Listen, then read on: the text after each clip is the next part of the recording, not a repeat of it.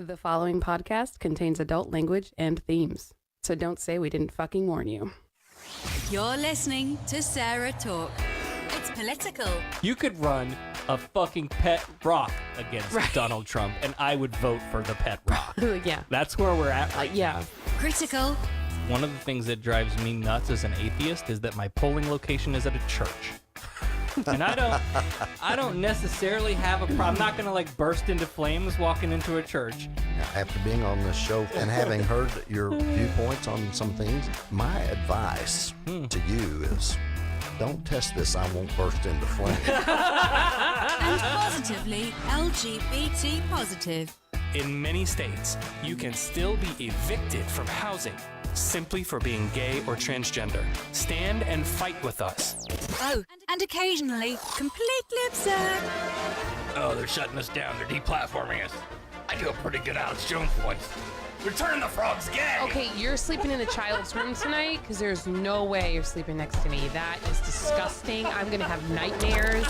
And now, from Orlando, Florida, your host, Sarah Austin. Hey, everybody. Welcome to SarahTalk on a Friday morning. I'm going to call this the bathrobe rants. The hell are we doing? Did you turn my mic on? Yeah, you're on. Can't hear myself. We're not used to doing this thing in the morning. It's been a while since we've done I a get a morning text. show. I'm 5 minutes away. Let's do a show. Yeah. Well, here's the deal. So it's Friday, November 30th. It's almost December. It's damn near 9 o'clock in the morning. I just got home from work, which is why I'm still bundled up in the sweater. And you just got out of bed, which is why you're still bundled up in a house coat. Damn Skippy. So My hair is a mess. My hair is always a mess. here's the deal. We're doing this today because tomorrow night, when we normally do the show, we're not going to be here. We're going to be at a local event for Christmas. Going to go see Santa and Having some family time. So we're taking a night off. So I figured I still want to do a show. There's too much happening. If I skip a week, holy shit. Yeah. It's like you never get caught up. Mm-hmm. So that's what we're going to do. So let's get started. Oh, and You need to. So we'll go as far as we can. The baby's still in bed, and The dog is under the table. and the dog's under so eventually one of them is going to start making noise loud enough that we'll probably have to stop. Speaking of which, I just heard something funky. Oh, jeez, she's chewing on the chair leg. Don't do that. You have a bone. Also, we ran out of printer paper, and I forgot after last week when I ran out of printer paper to say or do anything about it. So my notes are on my phone this week. That'll be interesting. Yeah, it'll be a little tough. So that in mind, let's get right into it because time is of the essence. All right. So the first story today. Now, I know we haven't done a lot of Trump talk lately. Yeah, why? I mean, well, there's a lot to talk about. It feels like it's this shitstorm that it's impossible to keep up with. Yeah. This week, you have the Mueller investigation. Cohen pleading guilty for this week to false statements to Congress about contact with the Russians during the election. GM shutting down factories, laying off thousands of people. But Trump's economy is so great. So great. We have the greatest economy.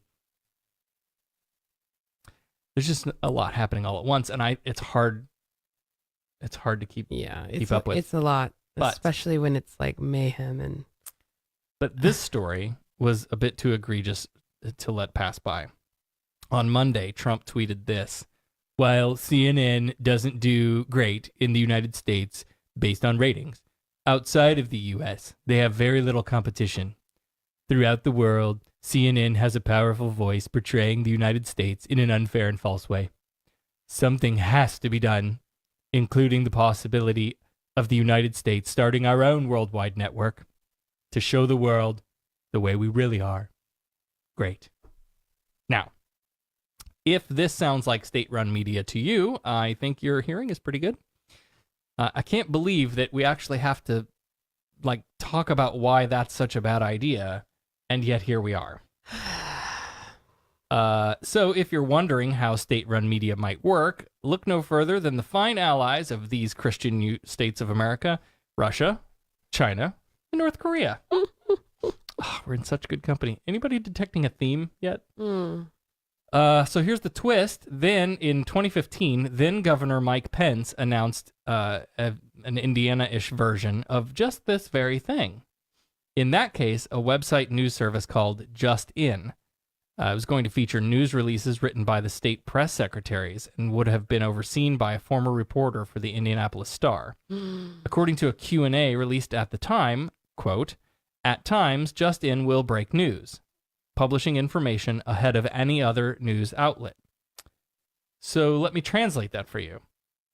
The government will be able to control the spin on every story before the traditional news outlets get a hold of it, and they can control the information and the tone of that information that comes out of your government.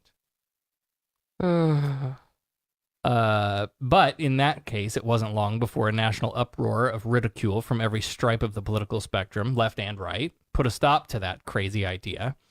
Even then, Indiana, this is so funny, even then Indiana House Speaker Republican Brian Bosma said at the time that he had ordered Russian translation software for the rollout of the new Pence News Network, which I think is hilarious.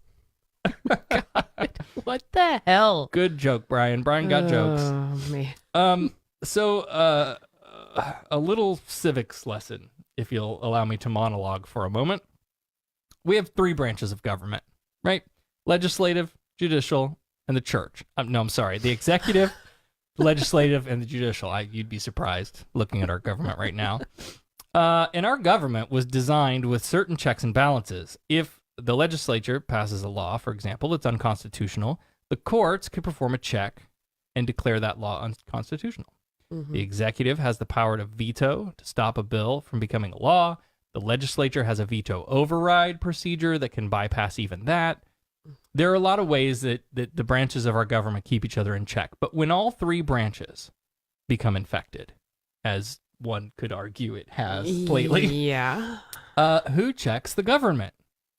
Enter the fourth estate. Are you familiar with this term, the fourth estate? No. The fourth estate refers to journalists collectively, newspaper, radio, and TV reporters.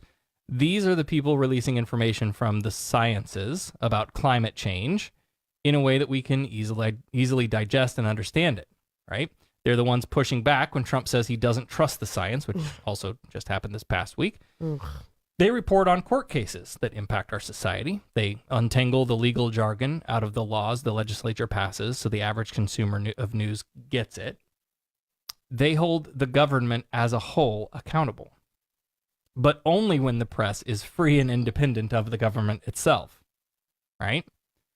If the Constitution means anything anymore, then we should be in luck. The First Amendment provides that very protection. Quote, "Congress shall make no law respecting an establishment of religion or prohibiting the free exercise thereof," right? Religion clause, "or abridging the freedom of speech or of the press, or the right of the people to peaceably assemble, petition the government for a redress of grievances," right? So, protecting the freedom of the press. And a book full of court rulings reinforce the understanding of that this prevents the government from interfering, controlling, or censoring the press. So I think my question here would be, why would the establishment of a state-run news network straight out violate, like, what, if they were to initiate the state-run media, would that, just by having it, violate that clause in the amendment? I would think so. I mean, unless I'm misunderstanding it somehow, but Right. it would seem that would be the It appearance. seems like it. But I wonder, because I think there's enough originalists on the court now, in the Supreme Court, to interpret the First Amendment, where what it starts is Congress shall make no law respecting the establishment of religion or abridging the free speech rights or of the press. Right. So under that very narrow view, Congress would have to pass a law that institutes a state media and shut down the free press. I can see an interpretation where you could argue that. And I don't think that's likely. I don't think Congress is going to, come on. I don't think that's going to happen. And so in that case, if if it doesn't violate the First Amendment. And I don't want to commit a slippery slope fallacy here, but I feel like history is on my side. Once the state media gets established, how long is it before the free press is just shut down without a congressional action? Right. Right? Like, they've already started fomenting distrust in the media, calling them fake news, and kicking Jim Acosta out, right? Yeah. So I don't think I'm being hyperbolic. No, I think there's definitely a grave concern there. If this is a ball that's going to get rolling, there's going to be consequences to it. Right. And again, if you look at any other government that operates state-run media, there's reason to be concerned. Yeah. So I don't know. This could just be another tweet bluster that doesn't mean anything. Like, who knows? I don't know. I have no idea. So anyway, it's hard to tell with this guy what's hot air and what Right. is actually like right. stuff that's motivated and has actual Merit to it. Yeah. I don't know. Moving on. Scary. Up in Massachusetts, the state Democratic Party approved a resolution acknowledging non-religious Americans, otherwise known as the nuns, N-O-N-E-S. We don't have special headwear. So let me read that resolution briefly. Massachusetts Democratic Party, whereas the religiously unaffiliated demographic, also known as the nuns, has tripled in the last 2 decades, now representing 23% of the overall American population and 35% of those under age 30, and has become the largest religious group within the Democratic Party, growing from 19% in 2007 to 28% today. And whereas the nuns have often been subjected to unfair bias and exclusion in American society, particularly in the areas of politics and policymaking, where assumptions of religiosity have long predominated, and whereas those most loudly proclaiming that morals, values, and patriotism must be defined by their particular religious views have consistently in recent years used those religious views, together with misplaced claims of religious liberty, to justify public policy that has threatened the civil rights and liberties of many Americans, including but not limited to the LGBT community, women, and ethnic and religious non-religious minorities. Okay. And whereas those most loudly proclaiming that morals, values, and patriotism must be defined by their particular religious views have often used those religious views to justify public policy that rejects well-established scientific consensus on issues like evolution, sexuality, gender, women's health, and climate change, thus threatening not only the United States, but the entire planet. I almost inserted the word the entire fucking planet for them on their behalf. Whereas the Democratic Party is an inclusive party that recognizes that morals, values, and patriotism are not unique to any particular religion, and in fact are not necessarily reliant on having a religious worldview at all, and whereas the nuns have consistently been a religious category that has strongly supported marriage equality and LGBT rights, and has often been in the lead in advocating for civil liberties and human rights for all.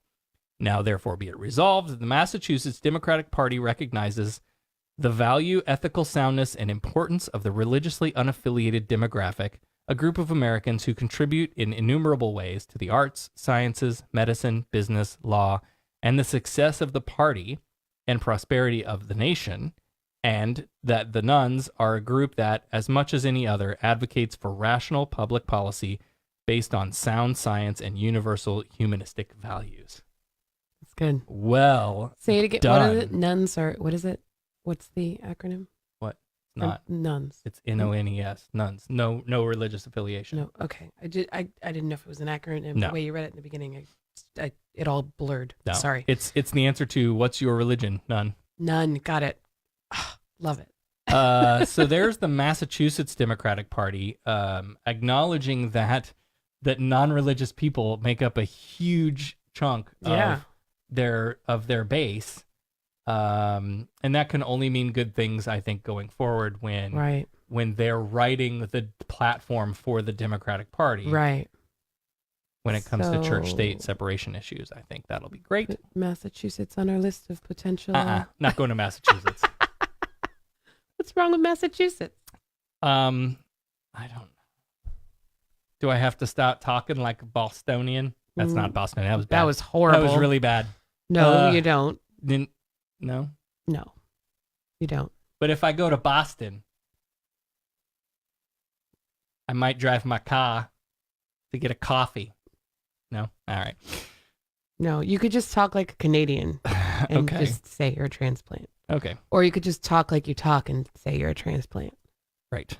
Yeah, but I code switch. Because when you go to Miami, you don't talk like you're from Cuba. No, but if I stayed there long enough, I might. I don't think I don't know. so. I'm terrible about this, and I'm sorry if this is like deeply racist, but I code switch. If I'm talking to a British person, I do too.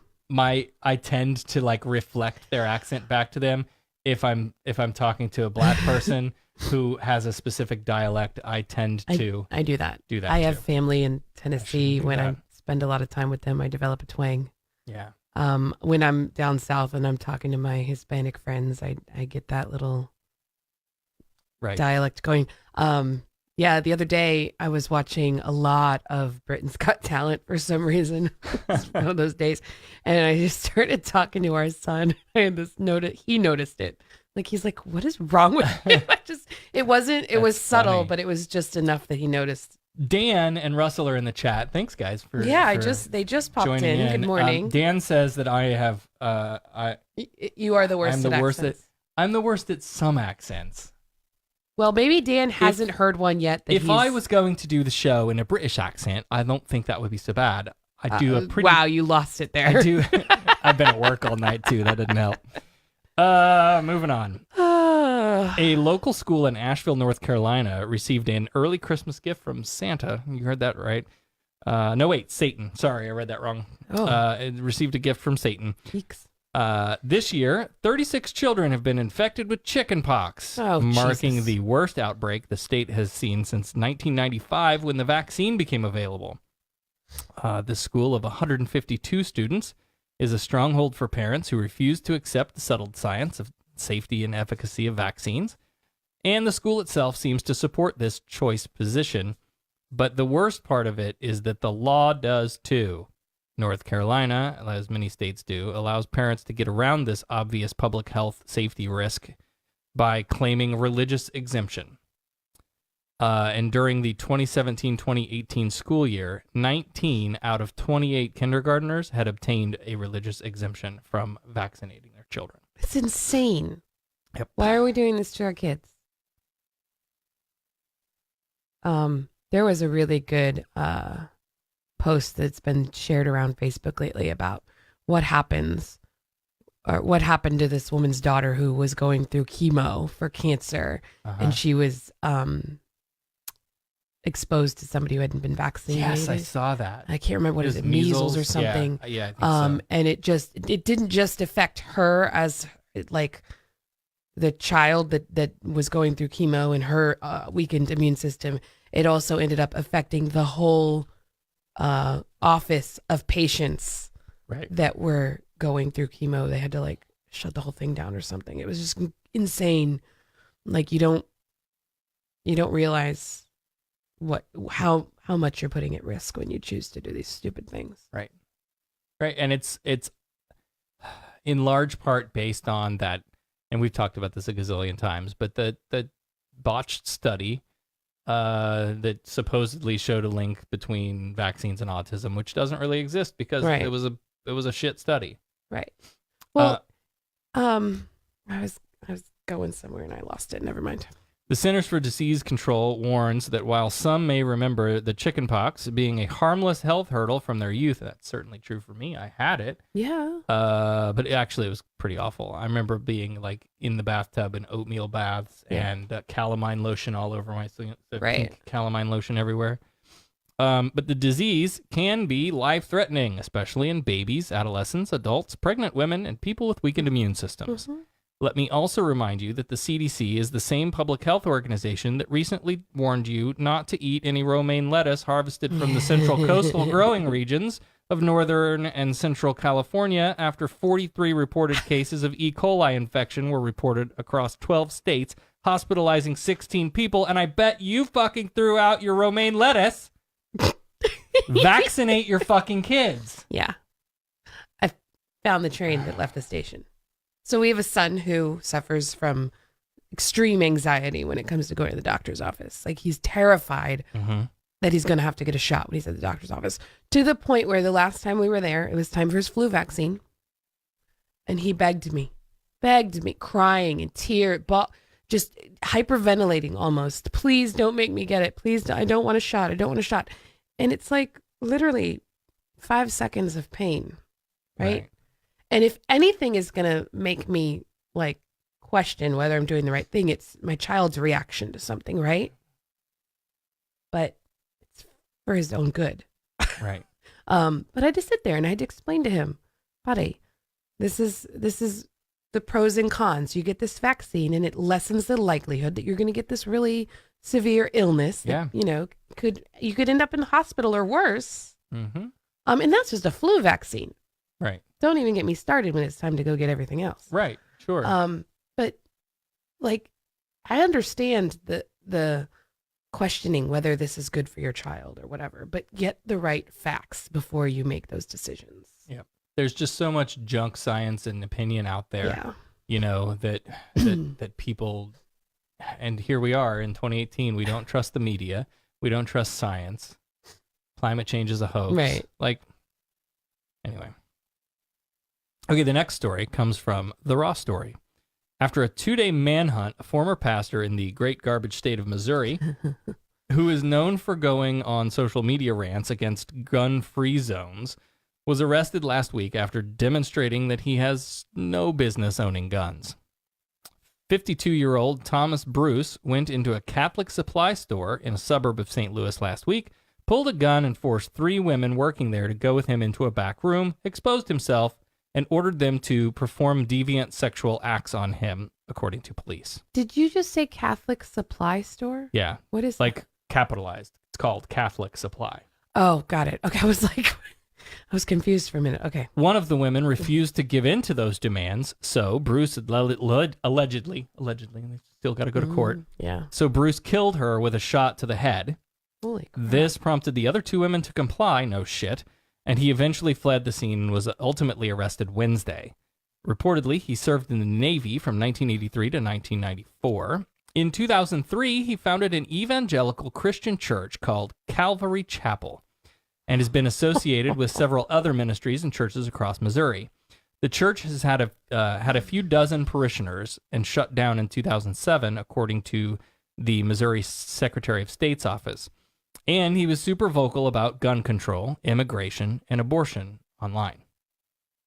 According to USA Today, his social media rants about gun control continued right up until the time of this incident. Just last week, he called for abolishing gun-free zones on the grounds that, quote, we should stop expecting criminals to follow the rules. I'm hoping we end gun-free zones and put the criminals on notice that they will be stopped. Well, Mr. Bruce, you are hereby put on notice. What kind of scumbag? He faces 17 counts, including first-degree murder, sodomy and attempted sodomy, kidnapping and other crimes, and could be eligible for the death penalty. Now, I don't want to fall into the causation-correlation trap here by pointing out that here we are yet again. We have another white evangelical Christian man committing a violent sex crime and a murder with a firearm. But we just don't see... Oh, hi, Gizmo. We just don't see headlines like atheist woman rapes man at gunpoint in 7-Eleven stockroom, right? Right. We just don't, we No. don't see that. It's not happening. No. The one thing that drives me bonkers when these stories happen, I think it's interesting to maybe step in and talk about here. I want you to consider the way that we talk about people we know, the way we react to news about people we know. Uh-huh.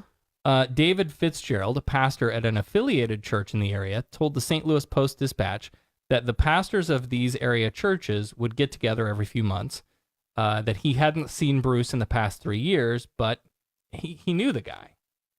And here's what Fitzgerald said, quote, "It was completely out of character for the Tom Bruce that I knew, completely surprising. If it wasn't for the amount of evidence against him, I would think they've got the wrong guy. There's just nothing in my relationship with Tom in the past that would indicate this type of behavior in the least. People are people, but I tend to hold people in the ministry to a higher standard," end quote, me too. Right. There we agree. Right. Although it's So consider this, right? We don't always show every part of ourselves to everyone that we know. sure. And that's just a fact. Every time something like this happens, the local news van rolls up outside the neighbor's house to capture what is usually an extremely predictable response. Oh, well, we've lived next to this person for Right. 20 years. He was a nice guy, always offered to help us out if we needed it. You know, he was a good family man, that kind of stuff. She's biting my feet. Oh, my gosh. You need to try to pick her up? I'm trying. Come on, Gizmo. Come here. So there, look, there's a different Sarah that the people at work see and Right. know. There's a different Sarah that you guys all know. And I would say even Becca gets a different version of Sarah, albeit probably the most transparent version. I was about to say. Shh. So I don't know. Should we be surprised when something like this happens to? I think you see it so often. I mean, every person that commits a crime, there's always going to be somebody who says, "Oh my gosh, I can't believe it." Right. You know? Right. Sure. It's especially in this world, it's very difficult to be transparent. Yeah. Right. I mean, you see people more and more and more in the news for doing crap, and you go, "Oh, God, why that person?" Like the day Tom Hanks gets accused of sexual harassment and they actually can prove it, my heart will be broken. Did you Like, see Neil deGrasse Tyson? I did. Yeah. I did. Yeah. But again, it's it's gotten to the point where it's not surprising. No, even for people Even- for whom I would right, think never, Right. never. Neil deGrasse Tyson? Are you kidding me? Yeah, that one shocked me a little bit, but then But I had then- to step back and Right. go, and well, you know what? Yeah. No, you're probably Unfortunately. They appear to be extremely credible. Yeah. So we take women at their word when they say these things happened. Yeah. Um, Unless you're Donald Trump, then of course, you know. we take them. Lindsay has joined the chat. Good morning, Lindsay. Thanks for jumping in. I know this is not our normal time. We might get some different people on. I think one of the other things that I thought about in this is,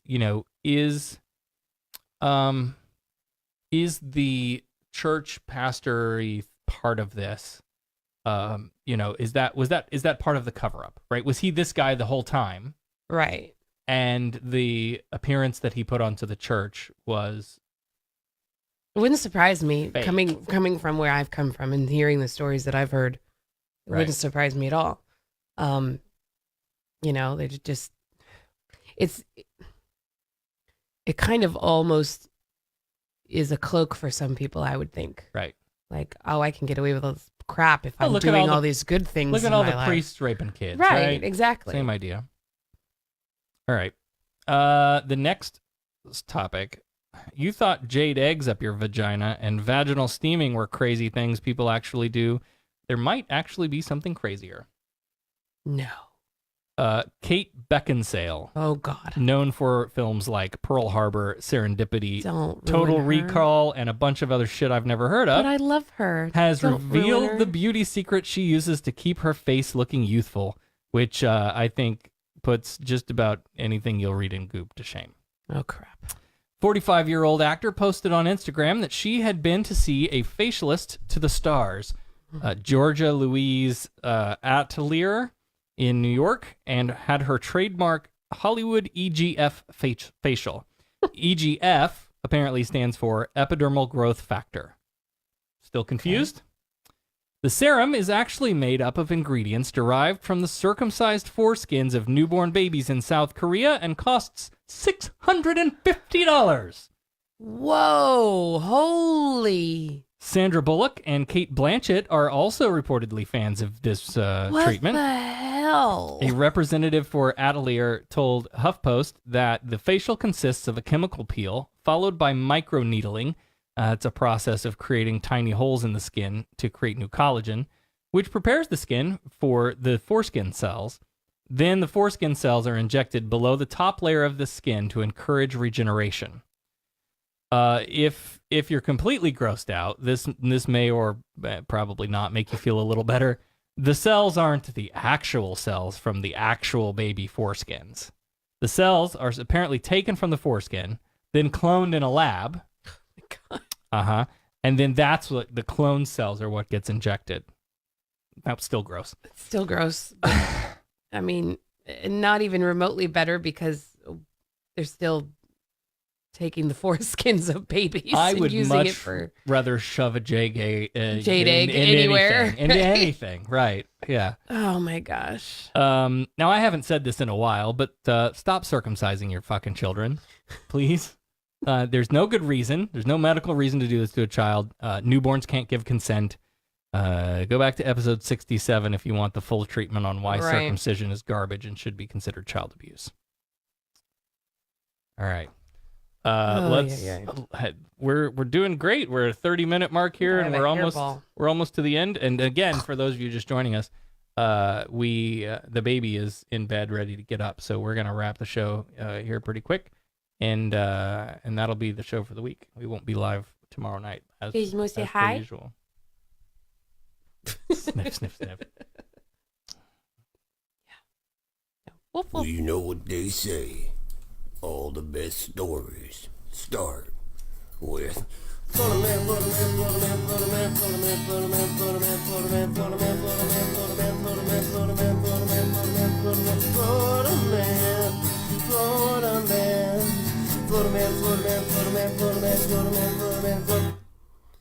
and sometimes a Florida woman. Brent, Brent. we love you. The Florida Man segment is brought to you by our top patrons, part-time patron Russell, Mandy Imus, Nathan's Will Not Replace Us, Blood and Patreon Dollars, a.k.a. John of the Wayward Willis. What is up with him and his fancy names all the time? I don't know if that's part of his podcast feud or It could what be. he's got going on with Secular Soup. Yeah. it could be. And Lamont Ooh. and Dan. Thank you all so much Thank you. for your Patreonage. First story tonight comes with a bit of a content warning for sexual assault, which I guess I should have given for the other story. I'm What do sorry. you think? Maybe I'll throw that in post. And listen, the Florida Man is about laughing at stupid Florida people. So please know we are obviously we're not laughing about sexual assault. No. I'm laughing about how stupid this guy was in getting himself caught. 18-year-old Florida man Daniel Enrique Fabian of Newport Richey is accused of sexually assaulting two girls in separate June incidents. In the first incident, he was arrested June 6th after assaulting one girl between the ages of 12 and 15, according to the Tampa Bay Times. He was released on bail after that incident and then reoffended June 28th. In the June 28th incident, he covered the mouth of a 15-year-old girl, held her down, and raped her, according to the arrest report, which was corroborated by a DNA rape kit, which led to his arrest last week. Okay, so the guy's an asshole. Don't rape people. But what's particularly Florida about the story, a 16-year-old witness from Tarpon Springs told deputies he had heard the assault happening because Fabian, who had been playing Grand Theft Auto online on his PlayStation 4, forgot to turn off his microphone. Oh, man. That's a twist. Yeah. And let me just add this as an aside. I'm reminded of our conversation with Judge Bob Doyle, who spent his judicial career championing fixes to the problem that we have of rape kits sitting on shelves. And in this case, the rape kit took 5 months to process. Ugh. That seems short considering that as of 2015, Florida had a backlog of over 13,000 kits waiting to be processed. True. Anyway, this asshole's bail was revoked and is being held in Pasco County Jail. We're almost done, Gizmo. Hang in there. The second story is an outsider this week, sent in to us by part-time patron Russell. A bride and groom. I can't see this. I gotta have my paper. Can somebody please order me a ream of paper? Be careful what you wish for. John Willis will send a case and a half. You're right. No, you're right. Let's try that again. A bride and groom in Texas got a little more than they bargained for at their wedding last weekend. The wedding photographer, 26-year-old Catherine Lee Mehta, was arrested Saturday night after authorities say she had sex with a wedding guest at the ceremony, urinated on a tree near the event, and threatened deputies as she was being taken to jail. Mehta also moonlights as a swimsuit model under the name Max McIntyre, if you want to look her up. Parker County Sheriff's Office deputies responded to the call about 8 p.m. Saturday. According to an arrest report, an off-duty deputy working as a security guard reported wedding guests had found Mehta having sex with a wedding guest in a room at the venue. When officers confronted her and asked her to leave, she left the room, walked to a nearby fountain, and began to yell. Then she went to a nearby tree and urinated. Deputies put her in the squad car, where Mehta told deputies, quote, "Y'all families will be dead by Christmas. Y'all's daughters are dead. My dad is going to find out about this, and y'all are expletive dead. D-E-A-D dead." End quote. At least she knew how to spell. During a search at the jail, they found a prescription bottle of alprazolam. Alprazolam, yeah. In her jacket, which is apparently used to treat anxiety and panic disorders. You seem to have heard of it. I'd never heard of that one. I'm well aware of alprazolam. Investigators believe she mixed this drug with alcohol. Woman. Let me tell you, the results of that are not good. Go on. A woman claiming to be her sister told WFAA she said she went outside, and she said these two men tried to approach her and do inappropriate things, and she said she was yelling and trying to get help, and then things got turned around in a negative way. Which doesn't seem to match any of the other. No. No word on what Daddy thought of the incident. Is he going to kill him? Once Daddy finds out. Who's he going to kill? Oh, my gosh. So now it'll be up to a judge to determine the truth. She was charged with public intoxication and felony charge of obstruction or retaliation. Wow. Yeah, buddy. Your choices today. And I didn't write good headlines. I'm sorry. Video games don't cause people to do bad things, but they can help catch criminals. And we bought the deluxe photography package. Oh, Jesus.